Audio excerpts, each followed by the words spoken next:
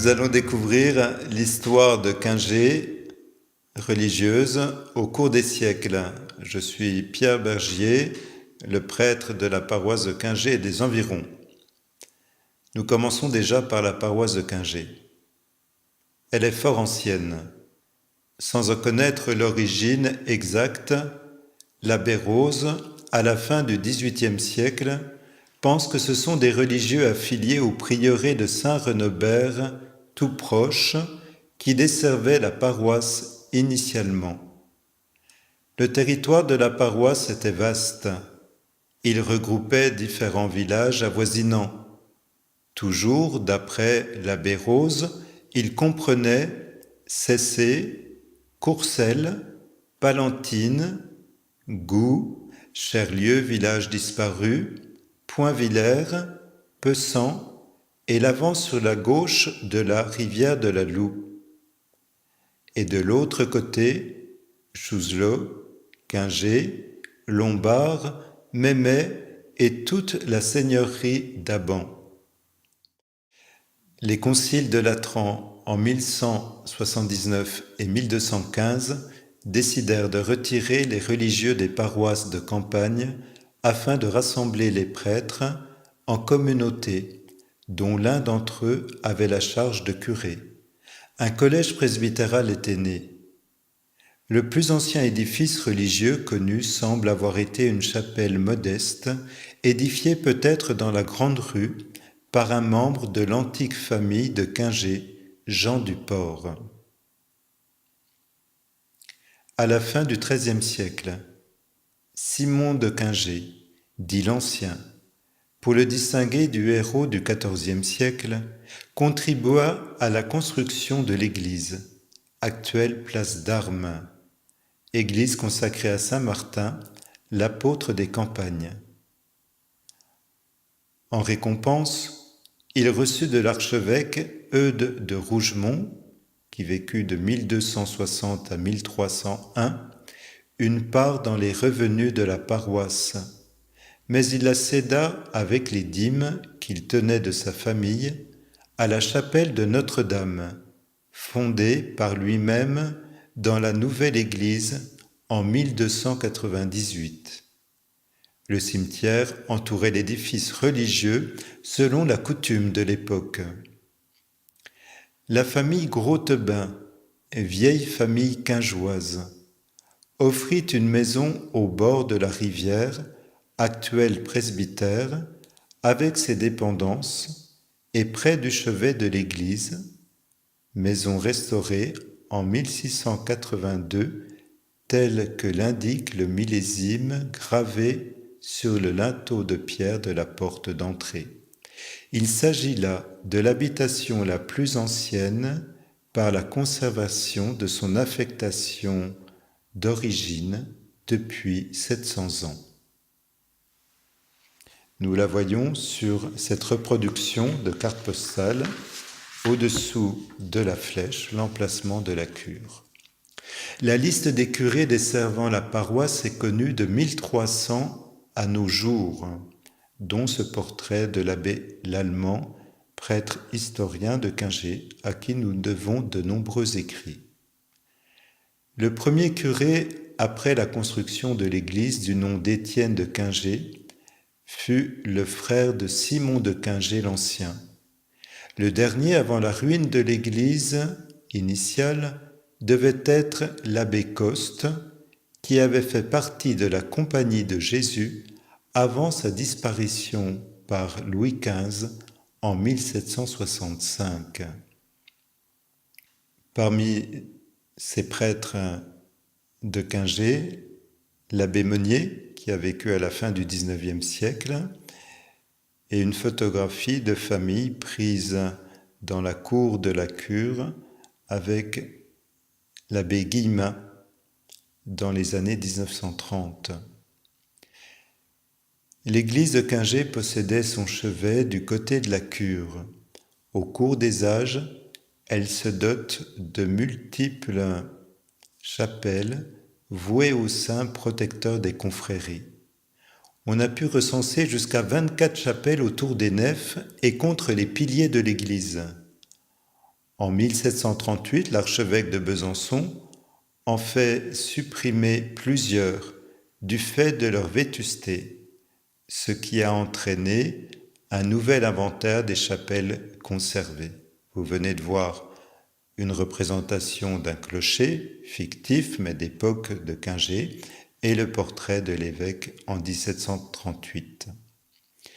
Il est bon de rappeler qu'une chapelle se réduisait parfois à un simple autel. C'est pourquoi elle s'appuyait seulement sur un pilier.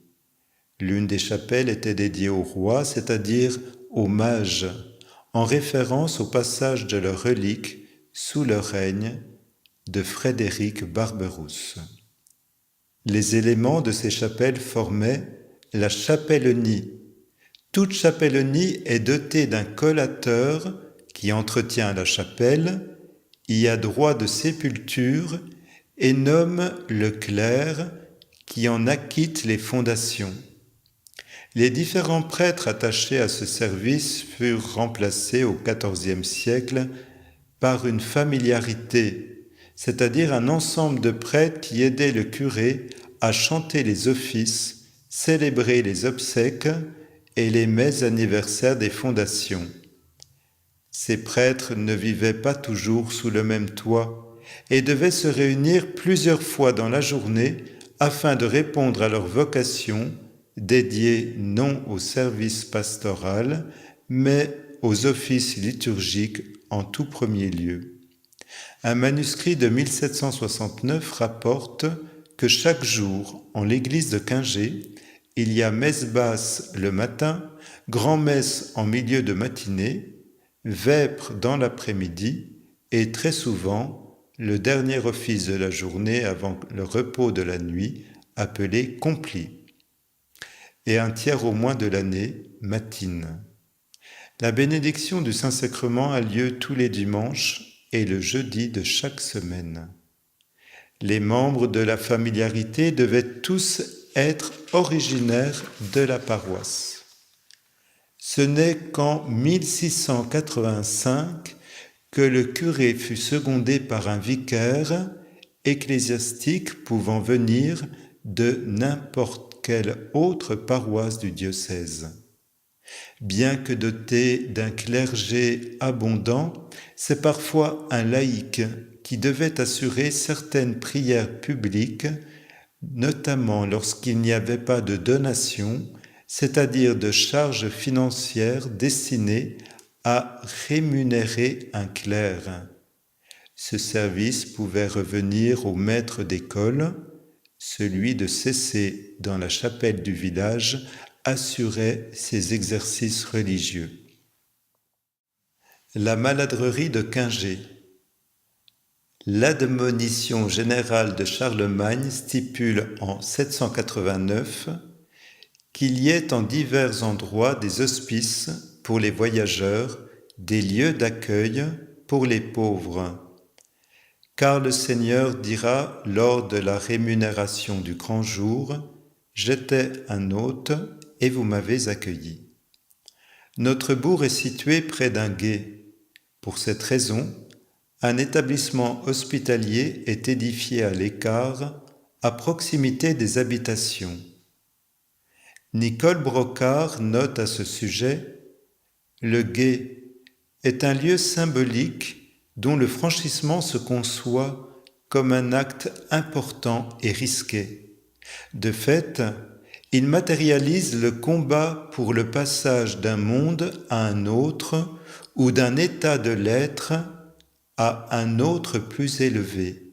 Il réunit à la fois le symbolisme de l'eau, lieu des renaissances, et celui des rivages opposés, lieu des contradictions, des franchissements et des passages dangereux. Tout comme le pont, motif fréquent de la littérature médiévale, il évoque le caractère périlleux de tout voyage et de tout pèlerinage. Ces lieux, locus en latin, de nature singulière que sont les ponts et le gué, sont perçus également comme des endroits privilégiés de rencontre et de salut.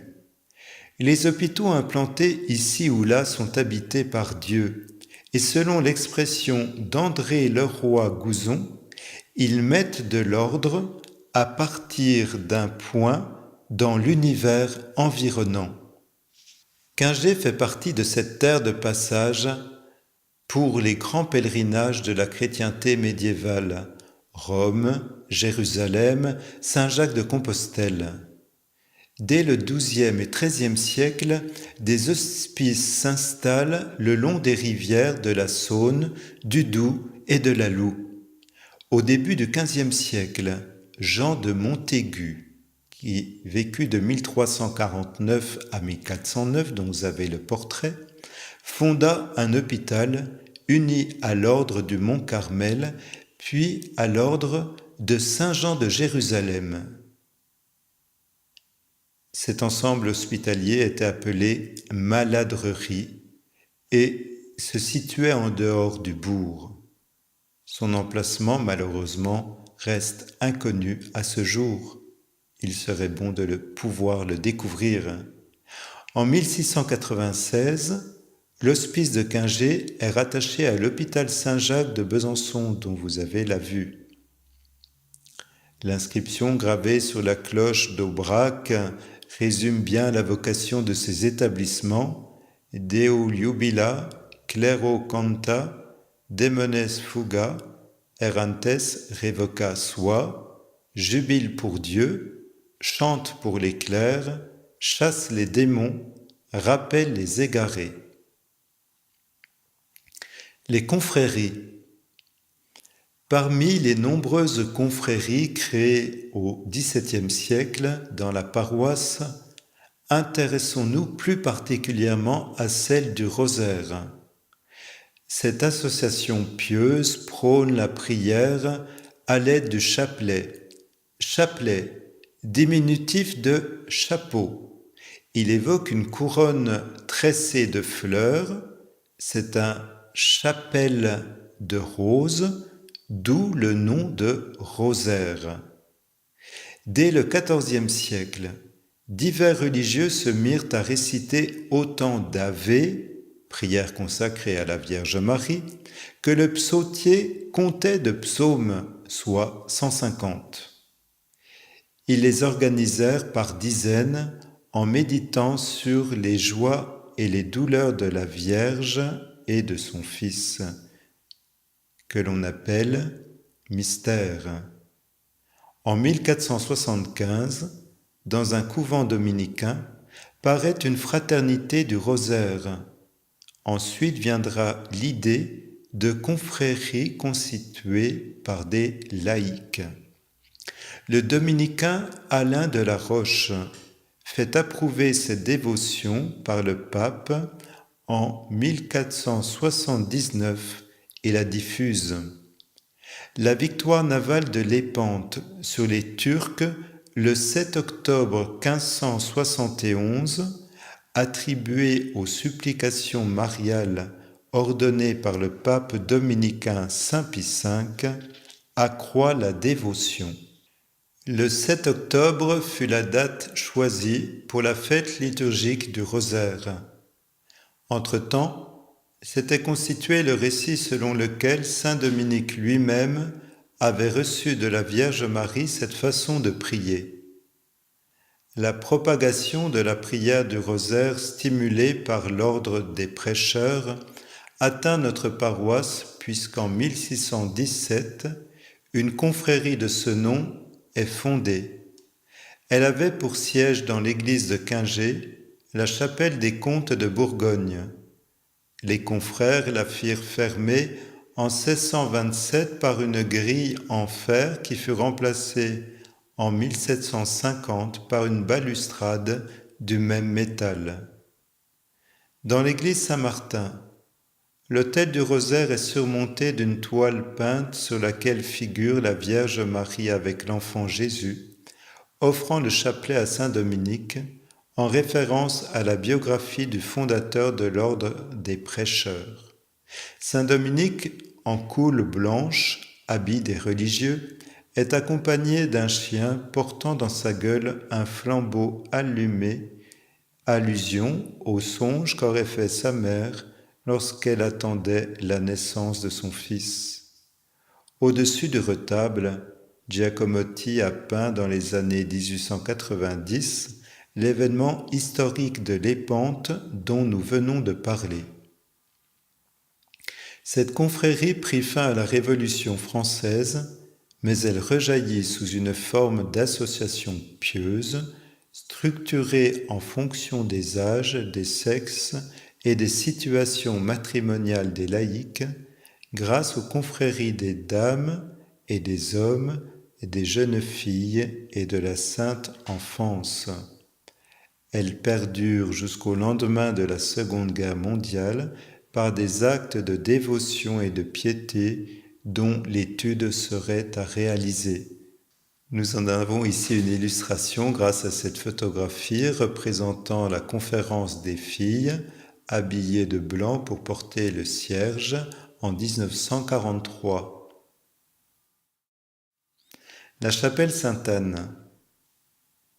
Voici peu de temps encore, une vingtaine d'années, les personnes les plus âgées, telles Marcel Pisetti, Maurice Mouret, gardaient le souvenir d'une chapelle à l'intersection de la route d'Ornans.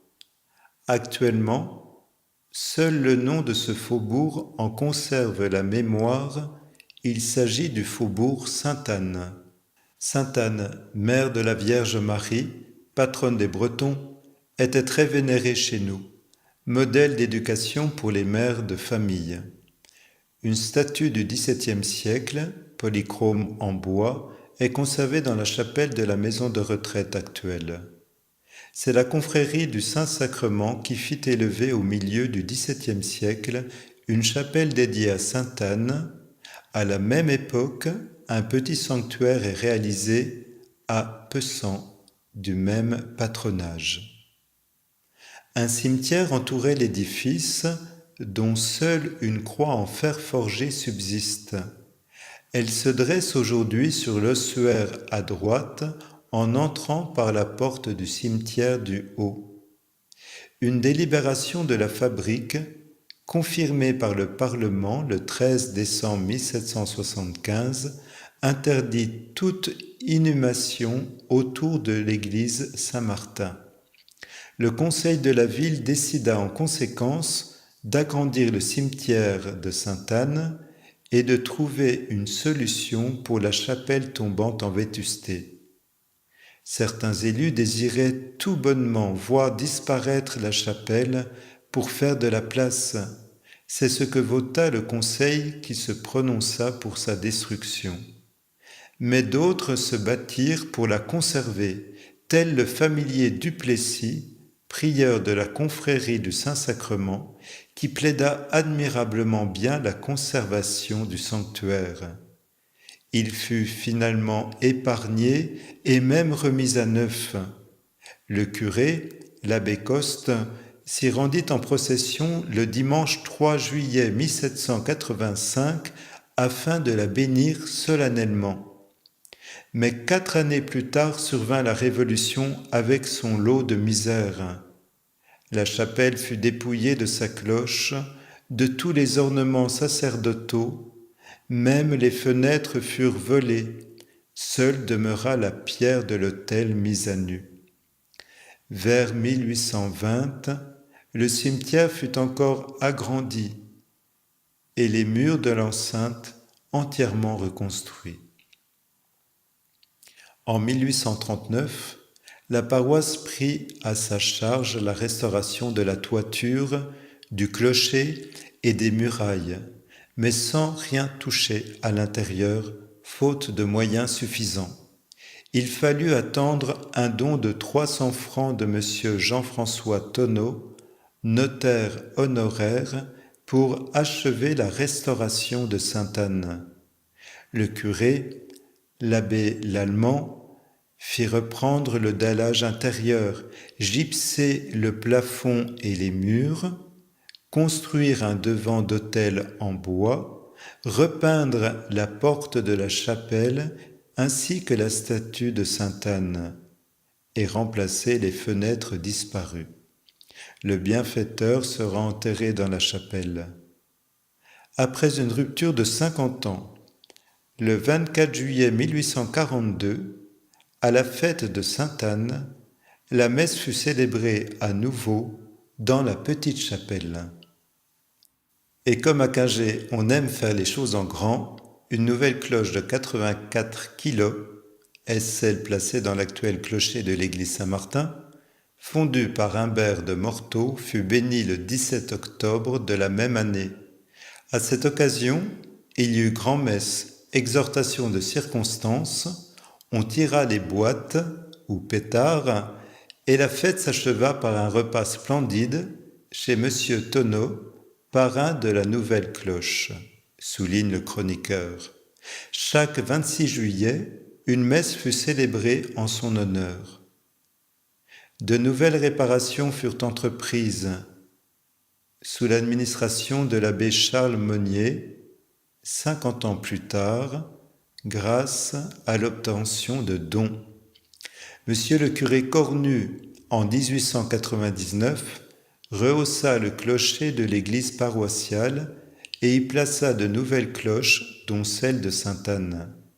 À la suite de la séparation de l'Église et de l'État, la paroisse ne put entretenir l'antique sanctuaire, devant faire face à d'autres dépenses.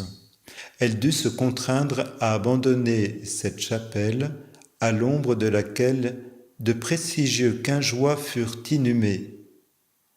La voyant en ruine, la municipalité a vendu les matériaux à l'exception de la niche d'exposition qui tenait lieu sur l'autel de tabernacle, des boiseries sculptées malheureusement disparues du chœur de l'église où elles avaient été installées, et un bénitier en pierre daté de 1840, toujours placé à l'entrée de l'église. La vénérable statue de Sainte-Anne, quant à elle, a été transportée dans la chapelle des Sœurs de la maison de retraite où on peut toujours la découvrir. La chapelle Saint-Georges. Dans le donjon du château de Quingey, une chapelle consacrée à Saint-Georges, patron des chevaliers, jonché sur son cheval, était desservie par un moine bénédictin de Saint-Renobert. Saint-Georges est à l'origine d'une prestigieuse confrérie en Bourgogne de pieux et nobles chevaliers. Mais avant d'en déterminer l'origine, il est nécessaire de se tourner vers le célèbre ordre de la Toison d'Or. Cette confrérie est instituée par le duc de Bourgogne, Philippe le Bon, en 1430. En limitant à 24 seulement le nombre des chevaliers admis, une grande avidité naît parmi les gentilshommes des deux Bourgognes, qui par leur naissance et leur rang aspiraient au même honneur. Guillaume de Vienne, le premier à avoir reçu des mains de Philippe le Bon l'ordre de la Toison d'Or, eut le souci de cette haute noblesse des deux Bourgognes offensées et proposa l'institution d'une confrérie sous la protection de Saint-Georges. Lors de la première assemblée en 1430, Guillaume de Vienne est élu comme gouverneur. Une année plus tard, Philibert de Molhan, ayant rapporté les reliques de Saint-Georges de Terre-Sainte, fait édifier une chapelle dans l'église paroissiale de Rougemont dans le Doubs. Une châsse, renfermant les précieuses reliques, est placée à l'intérieur de la chapelle et des gentilshommes se groupent en une nouvelle confrérie. Après le rattachement du duché de Bourgogne à la couronne de France, la première confrérie instituée par Guillaume de Vienne disparaît et celle de Rougemont bénéficie d'un nouvel essor en prenant les statuts et cérémoniales d'un ordre de chevalerie. À la conquête de la province, le roi Louis XIV maintient l'ordre de Saint-Georges. En 1589, De nouveaux statuts ajoutent la promesse de vivre et de mourir dans la religion catholique et le serment d'être fidèle au souverain pontife.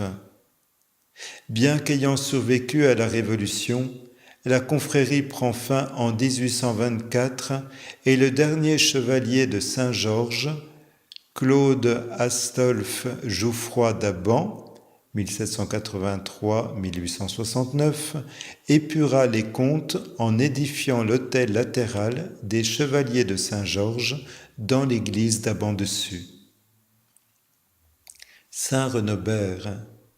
Au cours du IXe siècle, des Normands accostèrent sur le littoral ouest de notre pays, entraînant saccages et massacres. Les moines de Saint-Victor, appelés moines noirs du fait de leur habit, prirent la fuite, abandonnant tout et emportant le plus précieux, les reliques d'un des premiers évêques de la ville de Bayeux, Saint Renobert. En effet, ces guerriers, en remontant les fleuves, détruisaient villes, églises, abbayes et égorgeaient sans pitié les fidèles comme les consacrés. Cette abbaye, Saint-Victor, située à proximité de Lisieux, existait déjà sous le règne de Guillaume le Conquérant et abritait une communauté bénédictine au XIIe et XIIIe siècle. Le déplacement des religieux les amena au cours de ce siècle de barbarie jusqu'à 1000 pas environ au midi de la ville, auprès d'une belle source formant un fort ruisseau, donc proche de Quingey. L'abbé Rose, que nous retrouvons au XVIIIe siècle, note que Charles le Chauve, désirant apporter les secours religieux aux habitants de son domaine de Quingey, fit venir quelques religieux de l'abbaye bénédictine de Baume-les-Messieurs afin de soutenir l'installation. Dès lors, les habitants du bourg fortifié prirent l'habitude de venir entendre la messe auprès des reliques du Saint-Évêque de Bayeux.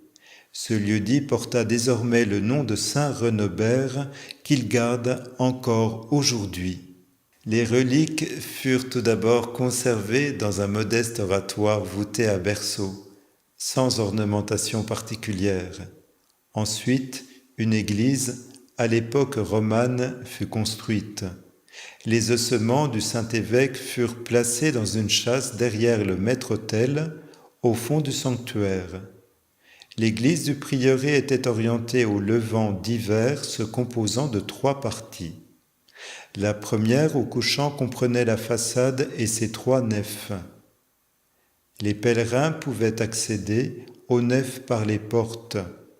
L'une d'entre elles, latérale, subsiste toujours, elle date du XVIe siècle. L'entrée centrale comportait de chaque côté une colonne soutenant une arcade cintrée sur laquelle reposait la statue du saint. 2 rangs de piliers ronds réunis par des arcs en plein cintre séparèrent les nefs. La charpente était visible à l'origine. En 1769, cette partie de l'église ne servait plus qu'à recueillir du fourrage et à loger du bétail. Un plancher avait été placé à hauteur du vaisseau, conservant une fonction religieuse à l'édifice, tout en lui ajoutant une fonction économique. La deuxième partie constituée du transept était séparée par un mur massif. C'est là que se tinrent les bénédictins, présents à chanter les offices en grégorien. Cet espace avait la forme d'un carré long qui s'étendait de bise à vent. 2 autels étaient placés à droite et à gauche. Le chœur, la 3e partie, était percé de 3 vitraux colorés. C'est ici que la châsse renfermait les saintes reliques derrière le maître-autel. Le clocher carré au-dessus du transept était élevé seulement de 4 à 5 pieds au-dessus du toit. En observant cette église prieurale, nous voyons combien sa modification l'oriente vers une activité économique en grenier et écurie, tout en gardant sa vocation initiale d'espace cultuel. À partir de 1739, la porte de l'église est fermée et c'est un familier de la paroisse Saint-Martin qui en détient les clés. Cette transformation fut liée à la grande pauvreté de ce prieuré. Les religieux ne tardèrent pas à le quitter, gardant seulement les bâtiments, les réduisant en simples fermes dépendant de Baume-les-Messieurs. Ceci autour du XVe siècle. Au début du XVIIe siècle, un prieur commandataire gérait les biens de cette ferme afin de l'aider à financer ses études ou tout bonnement à vivre. En contrepartie de ces bénéfices, ce clerc devait administrer en conscience les biens reçus, entretenir les bâtiments, pratiquer des aumônes, en fait, se soucier des activités temporelles déposées autrefois entre les mains des prieurs réguliers. En effet, dès le XIIe siècle, Béatrice, épouse de l'empereur Barberousse, donnait aux bénédictins les moulins et les fours proches de l'église, permettant aux sujets de son domaine de s'y rendre librement au bénéfice des moines. Probablement tombé en ruine, le moulin à farine fut rétabli grâce à la comtesse Jeanne en 1324. Cette activité meunière dépassa la présence des religieux puisqu'elle ne s'interrompit qu'à la fin du XIXe siècle. En 1681, une taillanderie fut installée à Saint-Renobert, aussi alimentée par la force hydraulique du barrage. Une maison fut construite joignant le moulin et la forge. Cette dernière était encore en activité en 1757 et un jardin fut aménagé. À ces bâtiments fonctionnels, il est nécessaire d'ajouter l'antique maison du prieur placée au joignant de l'église côté du vent, dont certaines parties remontent au XVe-XVIe siècle. Cette habitation était constituée de 2 chambres au rez-de-chaussée, de 2 autres à l'étage par lesquelles on accédait grâce à une tour carrée. Ces immeubles, dérobés aux bénédictins, furent vendus dans leur globalité à la Révolution comme bien national.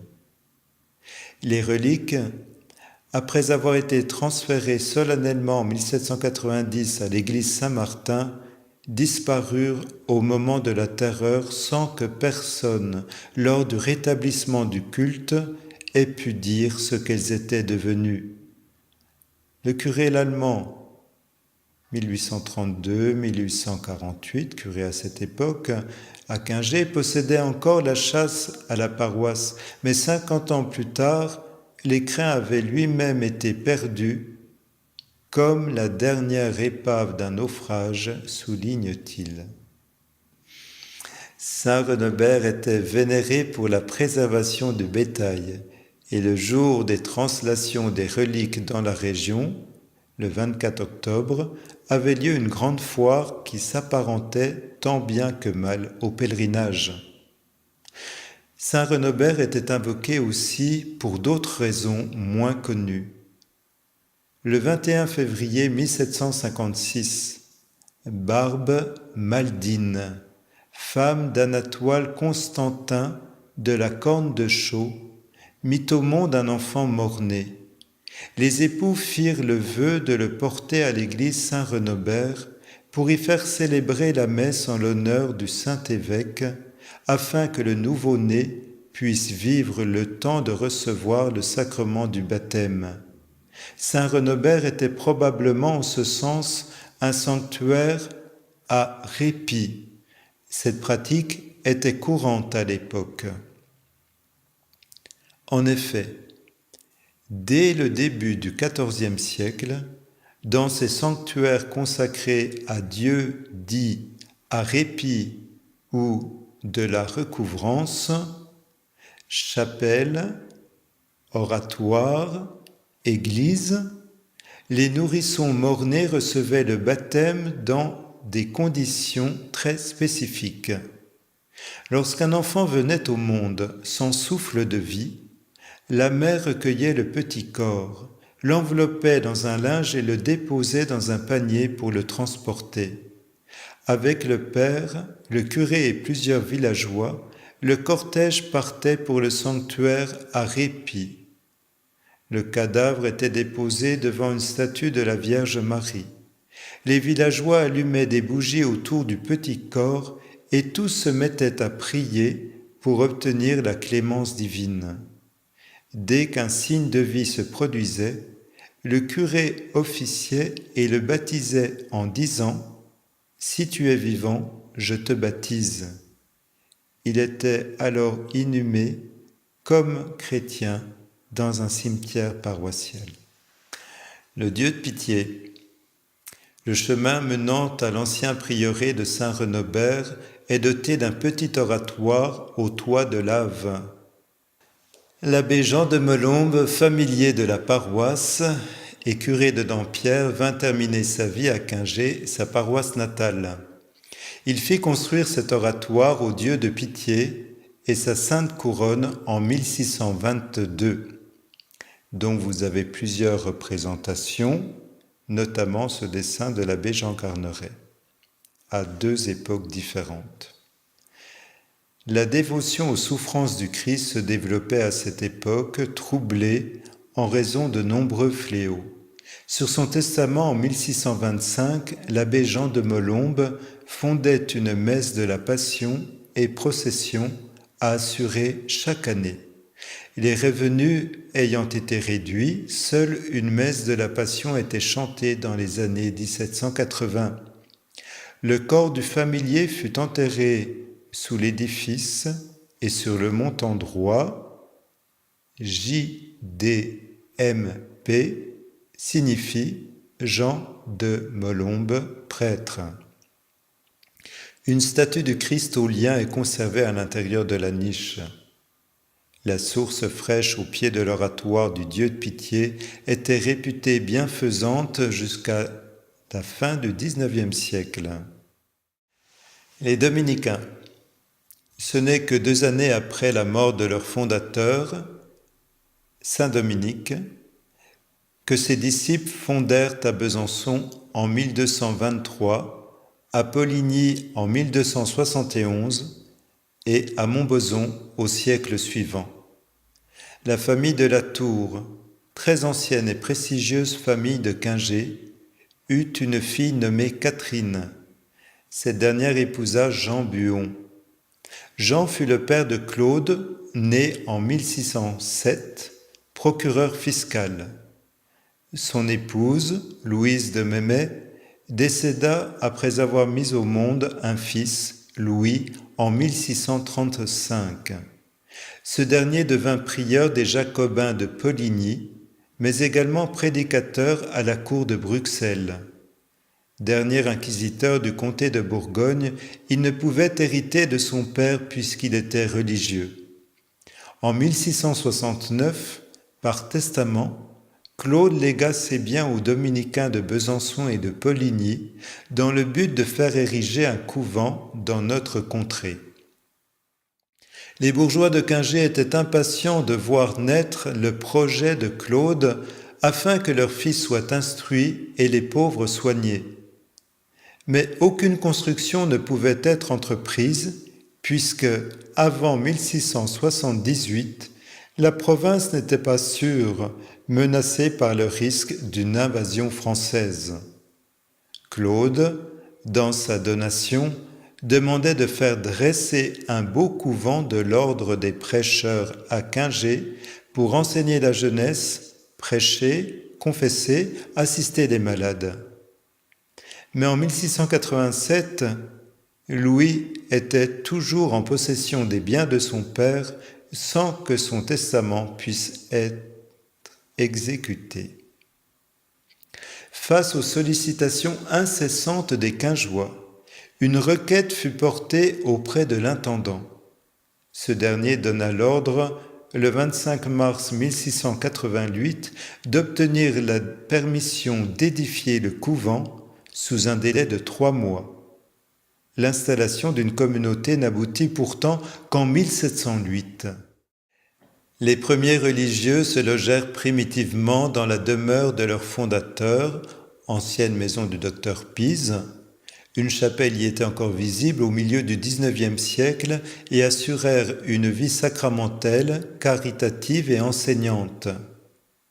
L'abbé Lallemand assure que les religieux entreprirent de leurs mains la construction de l'église en 1762 sur un terrain cédé par Claude-Antoine Eugène de Mémès, seigneur de Montaigu. Elle consistait en un chœur, une nef unique, un clocher et 2 chapelles. C'est l'origine de l'église Saint-Martin, devenue l'unique édifice religieux après l'époque révolutionnaire et destiné à accueillir la population de la paroisse. Le couvent était antérieur et datait de 1758.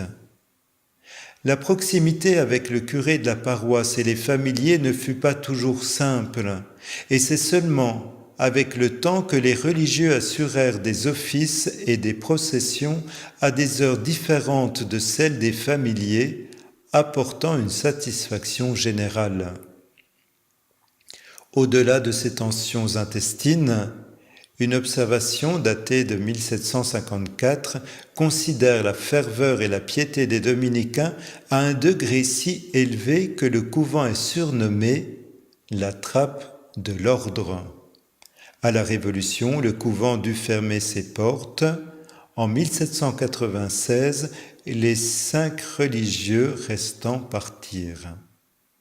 L'enseignement promulgué depuis 1772 auprès de la jeunesse prit fin, de même les visites aux malades. Seuls des volumes des 2000 ouvrages de la bibliothèque subsistent aujourd'hui en mairie, souvenir d'une vie intellectuelle et religieuse prestigieuse. La Sainte Famille. Après la Révolution française, le XIXe siècle voit naître l'effervescence de communautés religieuses apostoliques, reprenant directement le souci des soins hospitaliers et éducatifs transmis depuis le Moyen-Âge par les religieux et les confréries. Jeanne-Claude Jacoulet, 1772-1836, jeune veuve, établit en 1798 un petit pensionnat à Besançon dont elle assura la direction. Cette œuvre éducative deviendra par la suite la communauté religieuse de la Sainte Famille. À la mort de la mère Jacoulet en 1836, une 50aine d'établissements parsèment la Franche-Comté. En 1821, 5 religieuses s'installent dans notre bourg, dont 2 étaient proposées à l'école communale grâce à l'intervention d'un bienfaiteur qui s'était assuré du subside et du logement. Le curé, en 1876, fonde une salle d'asile, aujourd'hui une halte garderie, placée dans l'antique chapelle de la confrérie de la Croix, d'où la présence de la statue de Notre-Dame devant le vitrail du Pignon que vous pouvez découvrir sur cette carte postale des années 50. Les sœurs logeaient à droite de cette ancienne chapelle. En 1900, elles étaient 3, dont une cuisinière, une institutrice, une gardienne des petits de la salle d'asile. Elles assuraient le patronage et faisaient jouer la crèche en patois, ce qui permettait de financer des pèlerinages en voiture à cheval jusqu'au Mont Roland sur les sommets d'Aulois. Vous pouvez voir sur cette carte postale de la Belle Époque, à droite, une partie de cette chapelle transformée en asile. Les nouvelles lois d'expulsion de 1902 provoquèrent le départ des sœurs, privant ainsi les Quingeois de leur présence malgré l'attachement qu'ils leur manifestaient. Les sœurs de la Charité à l'hospice, Hippolyte Dornier. Simon de Quingey guerroyait aux côtés de Charles le Téméraire, au moment où Jean de Montaigu fondait en 1459 le premier hospice de Quingey, qui fut uni à l'ordre du Mont-Carmel, puis à celui de Saint-Jean, avant d'être réuni en 1696 à l'hôpital Saint-Jacques de Besançon. Ému par la grande misère des vieillards de la ville, Hippolyte d'Ornier, ancien officier de cavalerie, gérait une auberge à Quingey. À sa mort en 1829, à 37 ans, il légua toute sa fortune afin d'y faire édifier un hospice. Le bâtiment de l'hospice fut érigé en 1850. L'étage comportait 2 parties, le dortoir des hommes d'un côté, celui des femmes de l'autre, le tout ouvrant sur une chapelle. C'est à cette époque que les religieuses de Sainte-Jeanne-Antide-Touret arrivent pour apporter les soins nécessaires aux personnes âgées. L'établissement pouvait accueillir jusqu'à 55 pensionnaires, renouant ainsi avec une antique tradition hospitalière. Sainte-Jeanne-Antide-Touret est née à Sensé et reviendra dans le diocèse après la tourmente révolutionnaire pour fonder les Sœurs de la Charité. En 1799, à cause de la situation sociale difficile de son époque et de l'Évangile qui lui brûlait le cœur, Sœur Jeanne Antide a ouvert à Besançon une école gratuite et un bouillon pour les pauvres, sorte d'ancêtre de nos restos du cœur. Cette religieuse était imprégnée du message de saint Vincent de Paul, le service des plus pauvres de la société et du monde d'aujourd'hui. Le message de Jésus rayonne dans le cœur des sœurs de la charité. Ce que vous avez fait au plus petit d'entre les miens, c'est à moi que vous l'avez fait, exprime l'évangéliste saint Matthieu de la part du Christ. C'est ainsi que les centres de soins vont fleurir en Franche-Comté et bien au-delà, puisque la congrégation est encore présente dans 27 pays du monde, sur 4 continents. Au Second Empire, l'hospice se dota d'un fronton au patronyme de Dornier, rendant hommage au généreux bienfaiteur enterré dans la chapelle et dont l'inscription sur la pierre tombale mentionne « Honoré de tous, béni par les malheureux, il a consacré toute sa fortune. » Doté d'une buanderie, vieux bassin où l'on bat le linge suivant les habitudes, avec une antique chaudière, d'une cuisine, d'une porcherie, d'un lavoir, de jardins potagers pour subvenir aux besoins, l'hospice vivra au même rythme pendant de longues années grâce au travail des religieuses. 133 ans ont passé depuis la mort d'Hippolyte d'Ornier. En 1962, sous la houlette de M. Monnier, percepteur, initiateur du projet, de M. Charles Bell, maire, et de maître Jean Verselotti, notaire, de Charles Dietrich, médecin, l'établissement devenu obsolète fait l'objet d'un agrandissement avec la création d'une nouvelle aile portant la capacité d'accueil à 102 lits. 4 années plus tard est installé le chauffage central, offrant un plus grand confort aux personnes âgées. C'est à cette époque que disparaît la flèche du clocher de la chapelle. Désormais, l'hospice d'Ornier devient une maison de retraite dont les évolutions ultérieures ne feront qu'améliorer le confort des résidents. À cette date, Sœur Marie-Modeste en était la supérieure, de 1959 à 1965, assistée de Sœur Marie-Renée depuis 43 ans dans les lieux, puis au fil du temps de Sœur Dorothée, Sœur Marie-Gertrude, Sœur Clara, Sœur Marie-Julia. Vous pouvez les découvrir sur ces photographies prises en 1965. Les sœurs quittent définitivement Quingey en 1980. La capacité soignante du centre n'a fait que se développer depuis cette époque. Une équipe de laïcs bénévoles, accompagnée par le curé de la paroisse, assure hebdomadairement le service religieux à l'intérieur de la chapelle, ainsi que les visites dans les chambres selon les demandes. Quant aux anciens locaux, nous ne pouvons présumer à ce jour de leur future destination, espérant que la chapelle historique restera en état. Enfin, pour terminer, sur cette photographie d'un groupe d'enfants de catéchisme prise ces dernières années, au pied de la statue de Notre-Dame de Lourdes, route d'Ornans, combien de ces petits connaissent cette histoire religieuse de la paroisse de Quingey à travers les siècles? Cette présentation souhaite garder une mémoire vive de celles et ceux qui ont transmis un patrimoine riche, patrimoine qui a su façonner nos paysages comme nos savoir-vivre. Bien que les symboles religieux tendent à s'estomper dans le contexte de la sécularisation, ces quelques pages ont rendu hommage à des amoureux de leur pays, et c'est dans cet esprit que nous léguons cette histoire aux générations futures. Merci.